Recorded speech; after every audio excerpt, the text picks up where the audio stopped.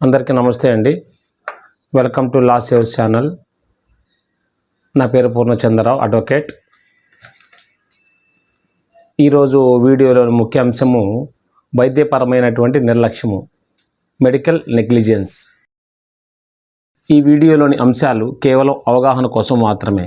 మీ సమస్యల పరిష్కారానికే legal professionals సంప్రదించండి. ఈరోజు టాపిక్ ముఖ్యమైనది. సాధారణంగా ప్రజలు అనారోగ్యం కలిగినప్పుడు హాస్పిటల్కి వెళ్తుంటారు.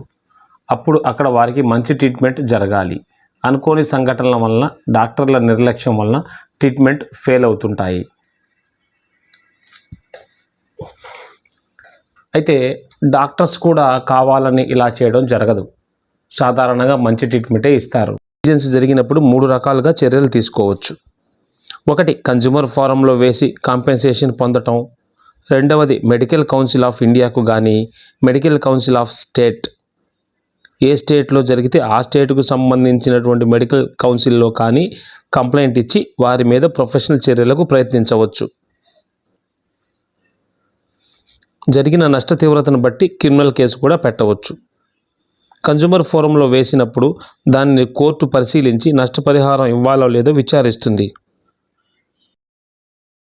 ఒకసారి ట్రీట్మెంట్ జరిగిందంటే డాక్టర్ గారు ఖచ్చితంగా పేషెంట్ అడ్మిట్ అయినప్పుడు అతని యొక్క ఆరోగ్య స్థితి, ట్రీట్మెంట్ జరుగుతున్నప్పుడు అతను ఎలా స్పందిస్తున్నాడనే ఆరోగ్య స్థితి, డిశ్చార్జ్ చేసినప్పుడు కూడా ఎలా స్థితి ఉందనేది ఖచ్చితంగా గమనించుకొని ట్రీట్మెంట్ ఇస్తుంటారు. అనుకోని సంఘటన వలన ఏదైనా జరిగినప్పుడు అప్పుడు నష్టపరిహారానికై పేషెంట్ ప్రయత్నిస్తుంటారు. అటువంటి సందర్భాల్లో అనేక రకాలుగా నష్టపరిహారాన్ని పొందే వీలు ఉంటుంది. ఉదాహరణకు, ఒక హాస్పిటల్కి వెళ్ళి ట్రీట్మెంట్ తీసుకున్నాక తర్వాత కేసు వేయాలి అంటే డాక్టర్ గారి పేరు, హాస్పిటల్ పేరు రాయవలసి ఉంటుంది. మేనేజ్మెంటు మరియు డాక్టరు అందరూ బాధ్యులే.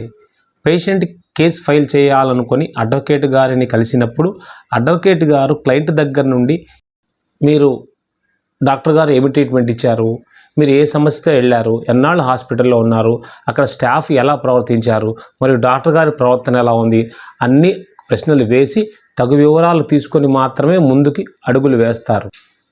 నిజంగా మెడికల్ నెగ్లిజెన్స్ జరిగిందా లేదా అని అడ్వకేట్ గారు పూర్తి సమాచారాన్ని తీసుకున్న తర్వాతే కేసు ఫైల్ చేయడానికి ప్రయత్నం చేస్తారు.